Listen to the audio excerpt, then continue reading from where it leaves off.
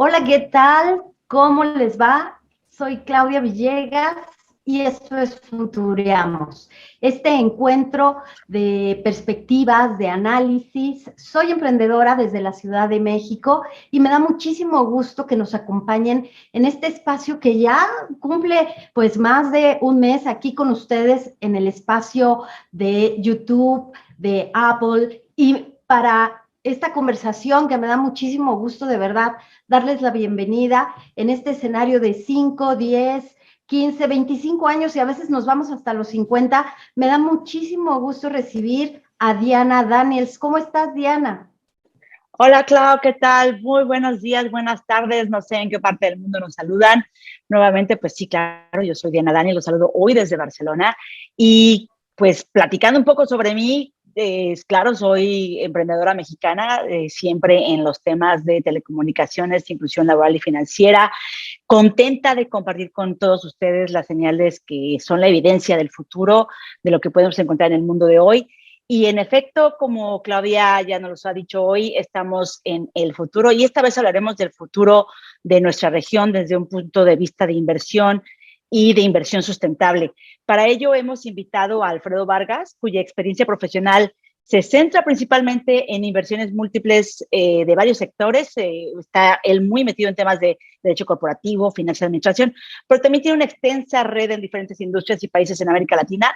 Se graduó con honores de la Universidad Católica Andrés Bello de Venezuela, en Caracas, con la licenciatura de Derecho y también hizo cursos y posgrados en Vanderbilt y Rockefeller Scholar de la Universidad de Nueva York, en donde obtuvo su maestría de Derecho Corporativo y Negocios. También es exalumno, como yo comprenderé, del Stanford Graduate School of Business, GSB, y Alfredo además es el fundador y socio gerente de Integra Group, que es una firma de inversión enfocada en América Latina y muy comprometida con traer ese dinamismo económico a la región. Bienvenido, Alfredo. Hola, ¿cómo están? Gracias, Claudia, gracias, Diana. De verdad que un gusto estar aquí con ustedes y conversar un ratico sobre una cosa que nos apasiona muchísimo, como es el futuro, ¿no? Nosotros en Integra invertimos en el futuro y aunque siempre decimos que no podemos predecirlo, sí podemos ayudar a construirlo, ¿no? Y ese futuro hoy, ese mejor futuro lo estamos construyendo en América Latina. A través de nuestras estrategias de inversión queremos impactar más de 10 millones de personas invirtiendo temprano en empresas que usan la tecnología para hacer un mejor futuro, ¿no? Para solucionar problemas del día a día, problemas sociales, problemas que tienen un impacto significativo en la sociedad. Muchísimas gracias, Alfredo. Bienvenido a Futureamos. Y quisiéramos abrir esta ronda de preguntas, esta conversación, hablando de la sustentabilidad, de las inversiones en empresas preocupadas por el medio ambiente. ¿Cómo ves las startups en este ámbito, en esta decisión de cambiar el futuro, Alfredo? ¿Cómo lo ves tú? Mira, yo creo que el tema de la sustentabilidad en las startups es algo interesante de verlo porque cuando tú ves el horizonte, digamos, de muchos founders de su startup, es un horizonte muy inmediato, muy cercano, ¿no? Yo estoy construyendo algo y todo es inmediato, la ejecución tiene que ser muy rápida, tengo que escalar este negocio rápido y muchas veces algunos de ellos ni siquiera saben dónde van a estar en los próximos 2 años, ¿no? Y cuando uno habla de sustentabilidad, habla de largo plazo. Entonces, ¿cómo tú Sí. concilias el tiempo en algo que es inmediato, pero de repente tus efectos se van a ver en el futuro? Capaz podemos comenzar un poquito a hablar de sostenibilidad como concepto, ¿no? ¿Y qué es la sostenibilidad? Porque a veces también la gente ve sostenibilidad como algo demasiado abierto y que no, de repente es difícil aterrizar al mundo de la inversión o al mundo de construir un negocio, como decía yo antes, que tiene un efecto inmediato, ¿no? Unas consecuencias inmediatas. Y la realidad es que la sostenibilidad no es más de decir cómo satisfacemos las necesidades que tenemos hoy sin afectar el futuro, comprometer el futuro de otros. Cómo yo, digamos, vivo tranquilo, resuelvo mis necesidades básicas sin destruir el mundo o sin construir cosas que en el futuro van a tener unas consecuencias negativas. Es buscar ese equilibrio, ¿no? Ese equilibrio de cómo generamos valor sin generar una pérdida a largo plazo, ¿no? Ni afectar o preservar el mundo donde vivimos, ¿no? Si lo queremos enfocar desde un punto de vista positivo, ¿no? Más decir, preservar en lugar de destruir. Y yo creo que para eso, cuando vamos al mundo de los startups, hay que hablar de crear esa cultura, de esa conciencia. Y lo interesante de esto es que yo pienso que esa cultura, esa conciencia está cada vez más fuerte en la gente joven. No, Ujú. la gente joven, la nueva generación cree mucho más en esa necesidad de entender cuál es el impacto que ellos están teniendo en este mundo. Y cuando vemos a la gente joven como un potencial consumidor y decimos, bueno, la realidad es que el consumidor que te hizo exitoso hasta el día de hoy no necesariamente es muy diferente del consumidor que te puede hacer exitoso en los próximos 10, 20, 30 años. Entonces, cuando empiezas a ver estos elementos, dices, bueno, mira, sí, la sostenibilidad es algo como muy amplio, pero cuando vemos que el consumidor lo toma en consideración, cuando yo veo que yo, de repente, de las pequeñas cosas puedo ayudar a no destruir, o mejor dicho, a preservar ese mundo, te das cuenta que sí, no es tan complejo ser un modelo de negocios donde el impacto sea el centro de la generación de valor y no una consecuencia de esta. Históricamente en América Latina hemos visto como que, bueno, monto un negocio exitoso, me va bien, luego veo cómo ayudo, sea desde la caridad o desde sostener este mundo. ¿Qué pasa si cambiamos eso y decimos, vamos a invertir en empresas que ven el impacto como parte de ese proceso de generación de valor, ¿no? Donde todos los involucrados se ven beneficiados de su modelo de negocio. Entonces, yo creo que es un tema de cultura, un tema de, evidentemente, primero de crear conciencia, segundo de crear conductas que nos permitan darnos cuenta que en este mundo no estamos solos y que nuestras acciones tienen consecuencias en el futuro, que nos permita crear una cultura para entonces desde el origen del startup ver el impacto, digamos, el impacto y la sostenibilidad como algo esencial. Fíjate que en este espacio también tuvimos ya varias personas que nos han hablado del ecosistema, no solamente de financiamiento, pero del ecosistema de lo que es las ESGs, ¿no? Y nos ha quedado súper claro que para que tu startup reciba financiamiento tiene que estar alineada a esos criterios de ESG. Pero si vemos las operaciones de financiamiento que recientemente han estado en el plano de Latinoamérica, nos damos cuenta que hay una creciente fuerza muy enfocada al ecosistema de fintech y proptech, ¿no? Y ya de ahí alguito se nos va como al edtech, al healthtech, al foodtech, al energy, que uno pensaría que son estas últimas las que tendrían que estar más alineadas a los criterios de sustentabilidad. Si crees que los fondos en nuestros países están siguiendo ese potencial, ¿tú crees que, o qué le recomendarías a ese startup founder que está buscando capital en las áreas de sustentabilidad y que además tiene que competir por capitales como estos grandes de fintechs y proptechs?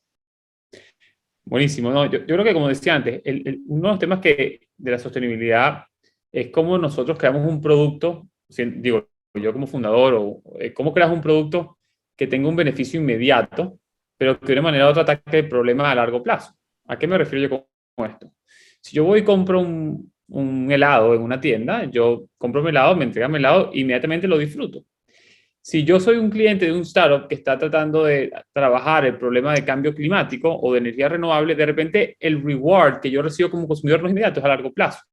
Entonces, ¿cómo tú concilias o cómo tú consigues una escalabilidad o una aceptación de mercado con un producto que tal vez ese consumidor ni siquiera va a ver los beneficios no necesariamente en el futuro inmediato, sino en el futuro, en el largo plazo? Porque como decía antes, probablemente esa startup esté solucionando un problema más a largo plazo. Entonces, yo te diría que una cosa que es importante es ver cómo nosotros, o cómo el emprendedor, ¿no?, monta un negocio que realmente definir bien cuál es el problema que está resolviendo ese negocio o esa empresa, ¿verdad? Y cuál es el valor generado que se está esperando sobre eso, ¿no? Eso para mí es fundamental. Luego, evidentemente, poder mostrar cómo esa solución es financieramente viable en el largo plazo.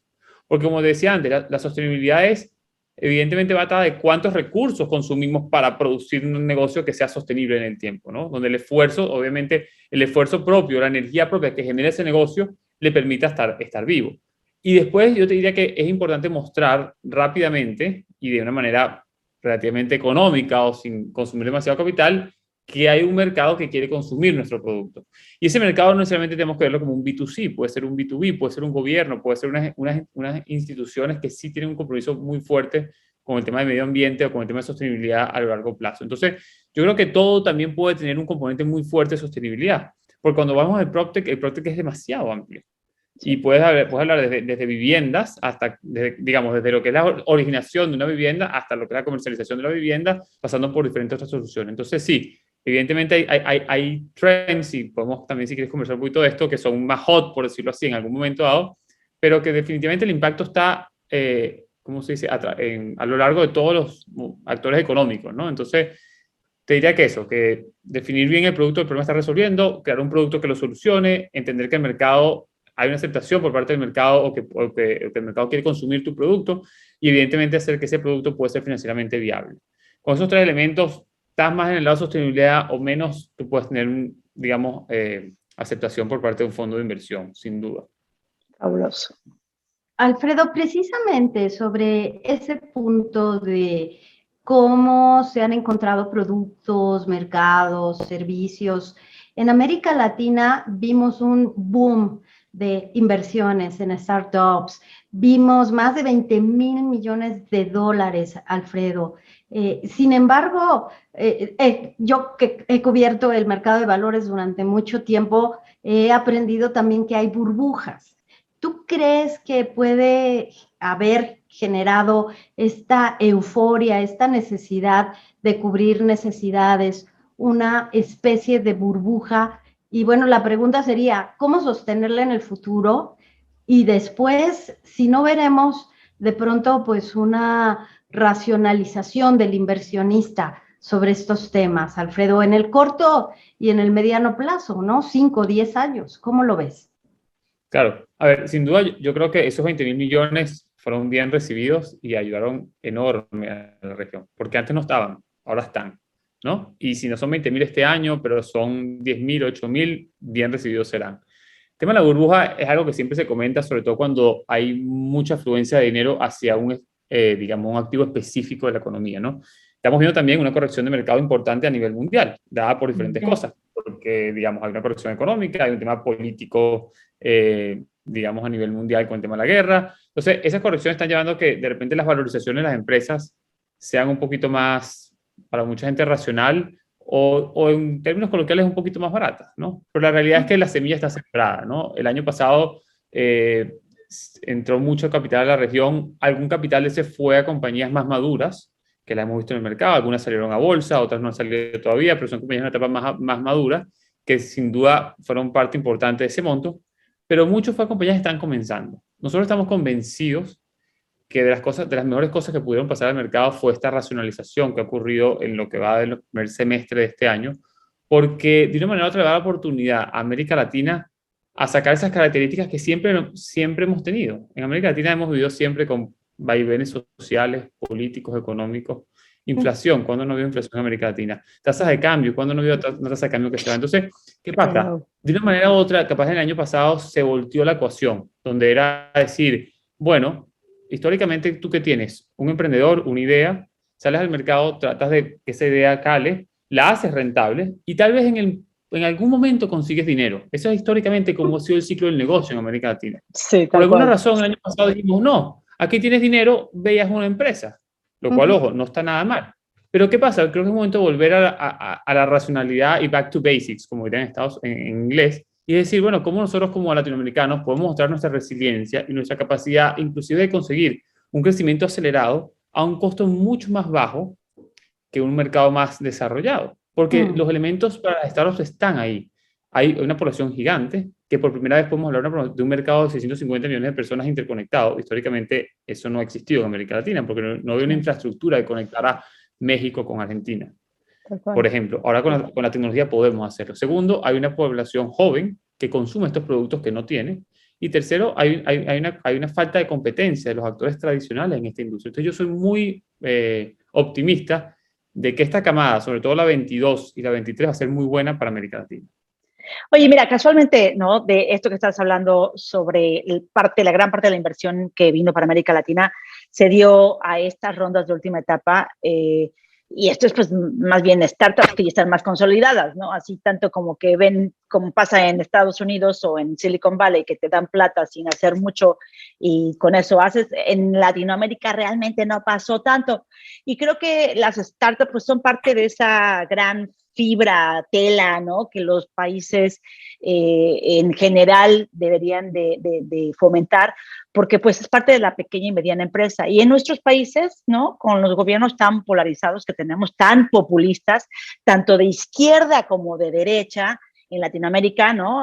Pareciera que se están ensanchando esa brecha de clases, los ricos están siendo más ricos y menos, y los pobres están siendo más pobres, aunque algunos gobiernos crean que los pobres están más felices.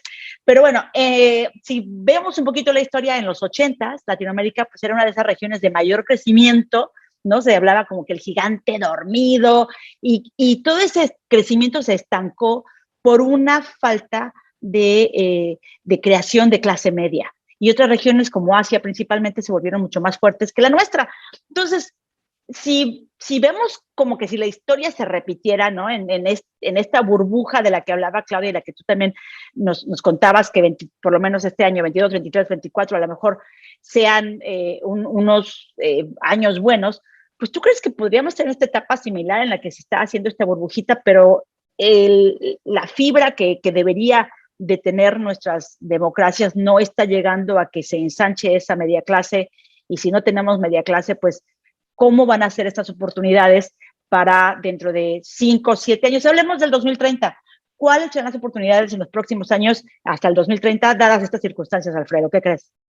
Mira, creo que son enormes, porque como decía, estos 20.000 millones entraron a generar valor en la región y muchas de esas cosas han permitido calificar a un sector de la población que antes no tenía posibilidades, o las posibilidades que tenía eran repartidas entre muchos. Somos una región que ha tenido una capacidad de generar abogados, contadores, administradores inimaginable, pero obviamente con un rango de acción muy limitado. ¿Qué pasa? Todo este dinero ha de una manera u otra ayudado a generar o a formar personas en otra industria, que es la industria de la tecnología. Entonces, cuando tiene estas correcciones, sigue siendo una mano de obra que si no consigue trabajo en Colombia, porque en Colombia no hay oportunidades en este momento, o en México, también puede ser una persona que contrate una compañía de afuera que está buscando reducir costos, porque un ingeniero en Silicon Valley vale mucho más a nivel salarial que un ingeniero en Colombia. Entonces creo que esto va a ayudar a que se siga formando y dando alternativas más simples, porque la educación varió también. Ya no tengo que hacer una carrera de 5 años para poder generar income, o tal vez generar income. Ahora yo puedo ir poco a poco entrenándome en ciertas áreas y generar cierta riqueza. Entonces yo sí creo y estoy convencido que la tecnología va a ayudar en un tema de movilidad social en largo plazo. Y por eso es que nuestra misión es decir, queremos mejorar 10 millones de vidas, ¿no? Entonces, volviendo un poco a qué puede ser interesante para la inversión en los próximos, bueno, medida del 30, y yo creo que más allá, esto me trae a hablar un poquito de soluciones que realmente sean escalables, ¿no? Y que puedan de una manera u otra tener capacidad de triunfar no solamente en la región, pero también en el mercado global.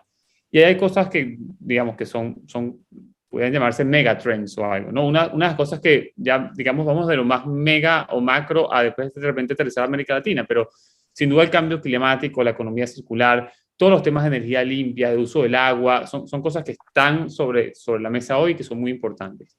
Cuando vamos a temas más profundos a nivel de Web3, inteligencia artificial, robóticas, todo lo que sería ya el mundo financiero a través del DeFi, el blockchain, eso sin duda, eso está y está en boga en el mundo entero y no veo por qué América Latina no puede ser parte de eso, ¿no? Construir esa infraestructura digital, la seguridad digital, no solamente la infraestructura que está por detrás de todo esto que queremos montar, sino también el tema de seguridad es sumamente importante y es algo que está muy fuerte. Pero creo que otro punto que es bien interesante es cuando entendemos las proyecciones de crecimiento poblacional de la región. Somos una región joven, como dije antes, pero bueno, todos envejecemos, lamentablemente el futuro nos trae eso, ¿no? ¿Y qué pasa? Cuando ves América Latina y lo proyectas, va a haber un cambio social en personas, va a haber una maduración de unas generaciones que van a seguir creciendo porque la realidad es que las tasas digamos, de natalidad se han ido reduciendo con respecto al pasado. Y es muy evidente. Muchas veces nosotros tenemos familias donde tengo 7 tíos y ahora yo tengo 2 hijos y no sé si voy a tener más. Lo que me quiero decir con esto es que la gente, eso ha cambiado y va a haber una oportunidad de atender a este sector social que están diciendo que es muy, muy interesante. El desarrollo urbano. Eso es, digamos, a nivel mundial y a nivel latinoamericano. En las proyecciones de la ONU para el 2030, como tú mencionabas, van a haber 43 megaciudades con más de 10 millones de personas. Entonces, 2/3 de la población mundial va a vivir en ciudades. Entonces, todo el tema de que es urbanismo, movilidad, eso es súper importante. Y para cerrar este punto, en América Latina, te diría que hay que aprovechar esa oportunidad de lo que llamamos logística, servicios, producción alimentaria. Toda la situación que está pasando en Europa con la guerra, definitivamente una oportunidad enorme para países como Paraguay, Argentina, Brasil. Y obviamente acercar las cadenas de suministro a los Estados Unidos. Es una oportunidad súper interesante. Precisamente, Alfredo, esto me da pie para preguntarte este término que acá en México nos repiten y nos repiten en la clase política y en la clase que está administrando el Ministerio de Finanzas, nos hablan del nearshoring, pero no nos hablan, Alfredo, cómo vamos a llegar a ese nearshoring. Solo dicen, hay una gran oportunidad, pero a mí me gustaría que estiráramos este ejercicio de de previsión, este ejercicio de futurear, ¿cómo vamos a llegar al 2050, Alfredo, con el nearshoring, con una población hiperconectada, consumiendo tecnología, pero sin tener los ejércitos de chicos como en la India, en tantos países que sí dieron ese cambio a que la población genere programación, que esté generando de alguna manera tecnología? ¿Cómo lo ves tú en nuestros países, Alfredo? Tenemos un problema para llegar al 2050 hiperconectados, pero también contribuyendo al valor agregado. Por ejemplo, aquí en México hay convocatorias para que los chicos comiencen a aprender programación Java, pero no se está acudiendo a esas convocatorias. Los chicos quieren seguir estudiando abogado o quieren seguir estudiando periodismo, que la verdad es que creo que ahí hay una oportunidad. 2050, ¿cómo ves América Latina? A ver, yo creo muchísimo, y lo que dices tú es totalmente cierto, yo creo muchísimo en las alianzas público-privadas. De hecho, hace, no sé si un mes estuve en la Cumbre de las Américas, en el CEO Summit, y gran parte de eso es cómo contribuimos del lado privado con el lado público, ¿no? También una realidad que los gobiernos están totalmente desbordados, no solamente por la resaca del COVID, sino porque, bueno, la política es compleja, ¿no? Y ahí es donde yo creo que el sector privado tiene un rol muy, muy importante. Y creo que esta nueva camada de emprendedores está viendo mucho más de cerca eso. ¿Y qué pasa? Yo pienso que esa motivación, como tú hablas, hacen las convocatorias pero no se terminan de llenar, es porque tal vez la población no se ha convencido de que hay una oportunidad de salir, digamos, de movilidad social a través de estudiar temas de programación o de desarrollo de otras capacidades que no son las tradicionales. Pero también te digo que nosotros estamos viendo muy de cerca muchas empresas en el mundo de la educación que están trabajando para eso, están trabajando para decir cómo tú puedes tener lo que yo decía antes, un reward inmediato a tu esfuerzo en el Eso es corto clave. plazo. Tú me dices a mí, ve a estudiar 5 años una carrera y después vas a empezar a trabajar, no vas a saber nada del trabajo, vas a ganar un mal salario, es muy difícil. Tú me ¿Para dices a qué? mí, Sí. haz un curso de 3, 5 meses y empiezas a ganar plata a medida que vas estudiando el máster o financio y te da posibilidad, yo creo que eso va a ser muy, muy importante. Oye, y haciendo este ejercicio mental, Alfredo, en el que llegamos a este futuro sostenible en nuestra región, a mí me encantaría que hiciéramos esta conversación dinámica en la que nos vayas a decir lo primero que te viene a la mente. Te voy a dar varios temas y quiero que me digas cómo lo ves. Piensa que estás en el 2050 y dependiendo de lo que te diga, tú me respondes, ¿vale? ¿Listo? Buenísimo. Sí. Vale, bueno. Ok, entonces, ¿cómo crees que nuestra región esté en el 2050 en estos rubros? Democracia. Yo creo que soy optimista en el sentido de que hay una nueva generación de jóvenes que están metiendo mucha presión. Este año se nos hemos inclinado más hacia el lado izquierdo del mapa, pero definitivamente hay una necesidad social que se ha manifestado y esto va a ayudar a que surjan nuevos líderes en el mediano plazo. Estás pensando que en el 2050 los chicos de hoy apenas están aprendiendo a caminar, ¿no? Entonces, el cambio, ¿tú crees que vaya hacia centro, derecha, izquierda? Bueno, yo creo que o a políticos. el lugar a donde vaya no sé, pero sí creo que hay chicos de 20 que están mucho más conectados con esa necesidad social. Capaz nuestra generación vio la política como algo relativamente ahí al lado. Creo que hay chicos, y lo hemos visto en América Latina en los últimos 2 años, han habido manifestaciones, 3 años, ha habido manifestaciones sociales importantes en muchos países y han cambiado gobierno. Entonces, yo sí creo que va a haber un protagonismo y espero que surjan nuevos líderes. Tenemos una crisis de liderazgo sumamente importante, no solamente en América Latina, sino en el mundo entero. 2050 Latinoamérica, migración. Bueno, eso es un gran punto porque un poco revisando las estadísticas, se estima que para el 2050 vayan a haber más o menos 750, 760 millones de personas en América Latina.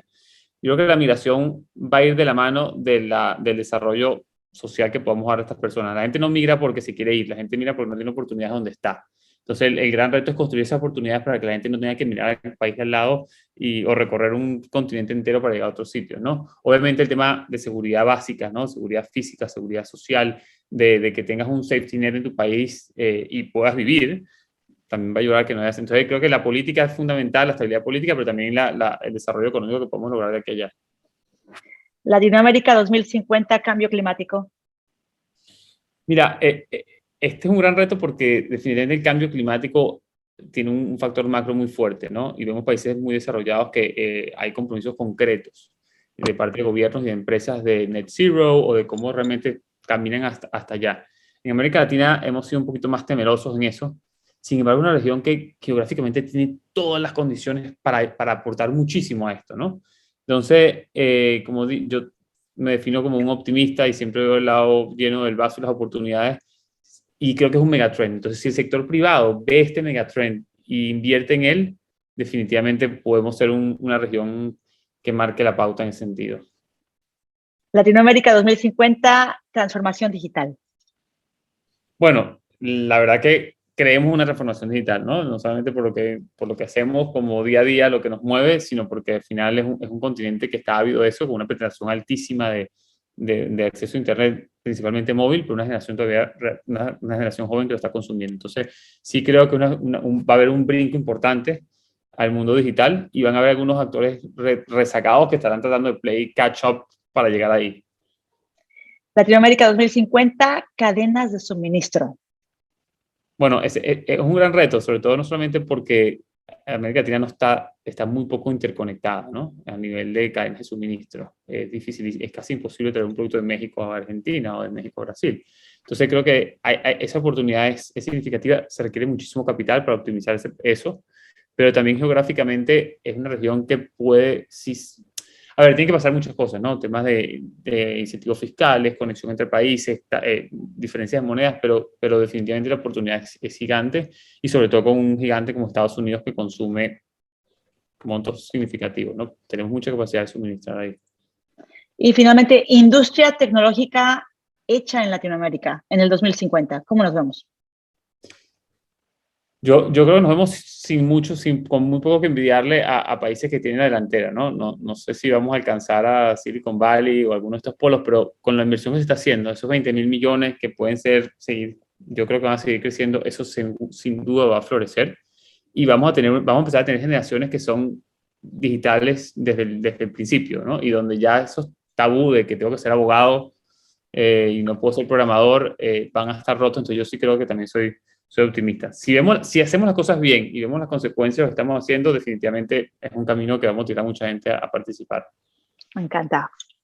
Alfredo, la misma dinámica con este impulso que te da la palabra que te voy a mencionar, FinTech en América Latina 2050, ¿cómo lo ves? Wow, fascinante. Creo que los bancos tienen un gran reto para permanecer en el mercado, ¿no? No veo las barreras hoy en día para hacer el tema de pagos, lo veo muy simple y muy rápido. El tema que yo creo que la moneda como tal va a estar totalmente desmaterializada, y me imagino cosas muy prácticas como ya ni siquiera a través de un dispositivo, sino simplemente a través de ti mismo puedes transferir esa riqueza, ¿no? Entonces, sí, esa es una de las partes donde vamos a evolucionar mucho más, y creo que va a haber generaciones que ni siquiera van a pasar por el banco, Wow. donde básicamente se van a saltar ese esquema, ¿no? Ya está pasando, ya hay gente que no está bancarizada, pero tiene una billetera digital. Entonces no conocen ese proceso. Te diría que el gran reto es el acceso al crédito, que al final es lo que te va a generar un poco de crecimiento económico, pero confío que se van a hacer... ¿Pero crees que para el 2050 desaparecerán los bancos también? Bueno, como los conocemos hoy, sin duda. Como los conocemos hoy, ya se ven un poco antiguos, ¿no? Uno va Sí, por ahí. sí. Entonces, sí. Las oficinas, los ladrillos, ya no los veremos como Tú sabes ahora. que es un gran debate, porque la interacción humana yo creo que física es muy necesaria. Entonces, yo creo mucho en el modelo híbrido. Vamos con esta dinámica, Alfredo, agrotech en Latinoamérica. Mira, creo que en Agrotech en Latinoamérica hay que mejorar mucho de la cosecha al plato. De la semilla a cosecha se puede hacer cosas, pero hay espacio todavía. O sea, no estamos tan mal. Donde estamos muy mal es de la cosecha al plato. Eso que yo cultivo alimenta a las personas. Yo creo que la agrotech cada día va a tender a ser un agrotech de menor impacto. Hemos visto diversas tecnologías para generar proteínas alternativas o para generar las proteínas tradicionales de una manera menos invasiva. La diversificación, el conocimiento de nuevos alimentos, nuevo desarrollo. Yo creo que definitivamente va a ir para allá, sobre todo que es una región que históricamente, sobre todo el sur de la región, ha generado una cantidad de alimentos al mundo. Entonces, estamos viendo mucha inversión en ese sector. A mí lo que me preocupa en Agrotech, perdón que interrumpa, Clau, en este tema, me encantaría conocer tu take, Alfredo, es Latinoamérica tiene una población que está dedicada a la recolección de agricultura que está envejeciendo y las nuevas generaciones, ¿no? O sea, si pensamos para el 2050, son chamacos que están hoy en sus 5 años, a lo mejor para cuando lleguen al 2050 tendrán 30, vete a saber, y no los veo trabajando en la pizca de fresas o tal, o sea, ¿qué es lo que crees, qué parte crees que debería de existir ahí para seguir siendo una potencia a nivel de producción, desde la producción al plato, como lo llamas? Mira, antes de los megatrends, hablamos de robótica, hablamos de maquinarias que van a sustituir el trabajo manual muchas veces, ¿no? Y van a reducir, digamos, van a poder decir, bueno, sí, van a sustituir al individuo caminando por el campo recolectando uno a uno cada una de estas fresas. Yo creo que por ahí va a haber mucho espacio, también otros esquemas de sembrar, no necesariamente la agricultura como la conocemos, esos grandes campos de extensión de terreno.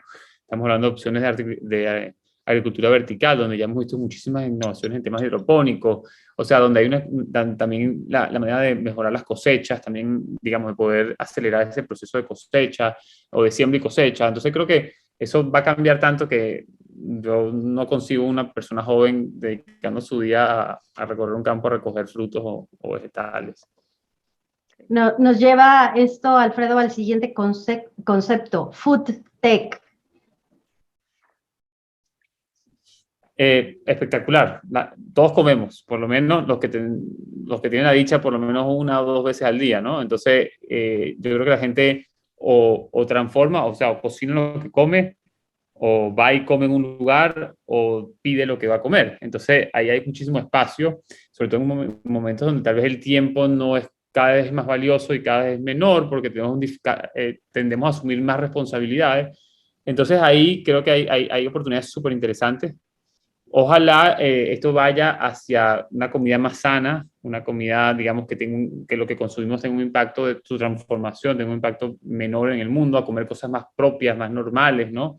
Y sobre todo una conciencia. Ahí entramos en el gran debate de la desnutrición y la obesidad, que son 2 problemas grandes que están, digamos, atados al mismo lugar. Entonces, sí, FoodTech nos apasiona, nos encanta, estamos invirtiendo en eso y súper importante. Y también, Alfredo, quisiera que nos dieras tu opinión y tu primer impulso de EdTech. ¿Qué podemos esperar de la educación y la tecnología? Bueno, como dije antes, creo que la educación, probablemente el COVID ayudó mucho a esto, cambió. O sea, creo que el gran reto de las universidades tradicionales es cómo se mantienen vigentes en unas generaciones que están cada vez más precoces al conocimiento, que cada vez quieren, digamos, más recompensas inmediatas al trabajo que están haciendo, y donde un mundo que gira mucho más rápido que giraba hace 20 años, ¿no? La educación no puede ser estática. Yo no puedo seguir mostrando lo mismo que mostraba en una clase de derecho hace... Es verdad que hay que conocer la historia, hay que conocer la jurisprudencia, pero yo tengo que ver un poco cómo un abogado, ¿de qué me sirve el derecho romano si no sé qué es un smart contract? Yeah. ¿No? Donde el mundo está hacia allá. Entonces, creo que hay mucho por crear. Creo que la educación, como digo, tiene que ser mucho más dinámica, mucho más de aprender, conocer la experiencia, combinar, y no esa clásica modelo tradicional que ya además hay muchísimos estudios que demuestran que está totalmente obsoleto, ¿no? Porque si no lo logro, el fracaso es muy fuerte para esa persona y es muy raro que yo me reenganche otra vez en la educación. Pero también es muy difícil yo sostenerme económicamente, estudiar durante 4 o 5 años, ¿no? Entonces pienso que sí, hemos invertido en educación muchísimo y estamos viendo muchas cosas bien interesantes, desde los preescolares hasta la educación, digamos, postuniversitaria. Alfredo, perdón, antes de que pase al siguiente concepto, ¿consideras tú que somos bueno, ustedes más, que son más jóvenes que yo, pero que somos una generación bisagra entre las carreras tradicionales y la vinculación tecnológica y que tenemos esa responsabilidad de ligar a los jóvenes con el futuro, con lo que viene, porque ellos no tienen la referencia que nosotros tenemos? ¿Cómo ves ahí la responsabilidad de las startups con la educación y esta vinculación, este puente entre lo que era el pasado y el futuro, Alfredo. Sí, sí somos una generación bisagra, sin duda. Creo que ese gap está más amplio que nunca por un tema que se llama tecnología. Y creo que la responsabilidad nuestra es darle de repente todos los elementos para que estas personas puedan explorar y puedan aprender. Como dije antes, el futuro lo construimos todos. Podemos decir a dónde queremos ir, pero pienso que uno tiene que dar los elementos para que estos jóvenes puedan desarrollarse y aprender, ¿no? Y dejarlo ser. Yo creo que hay que dejarlo ser, porque por sí mismos van a conseguir el lugar. Obviamente hay cosas fundamentales que se tienen que preservar, pero la exploración y el aprendizaje, digamos, viene de probar. Muchas veces creo que matamos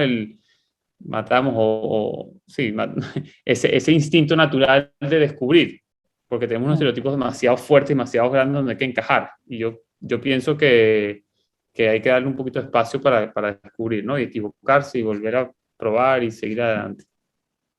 Y el último concepto, Alfredo, gracias por tu paciencia para ir al futuro. Energía que nos ha trastocado la vida en los últimos 6 meses. Ya se retrasó el cambio climático y la transición energética, las energías verdes y Rusia poniendo en jaque a todo el mundo. ¿Qué hay de startups en la energía? Mira, como decía antes, yo creo que gran parte de estas tendencias del futuro las van a crear los consumidores, ¿no? De estas tecnologías. Y las nuevas generaciones están muy comprometidas con el tema del cambio climático y ven con muy buenos ojos el tema de la energía renovable. No me queda la menor duda que, como todo, van a haber subidas y bajadas, van a haber obstáculos en el camino, pero yo sí creo definitivamente que para el 2050 vamos a tener por lo menos el 50% de la energía global va a ser solar, eólica o alguna energía alternativa que se nos ocurra de aquí a allá, No ¿no? fósil al menos. Correcto, no fácil, ¿no? Eso seguro que sí.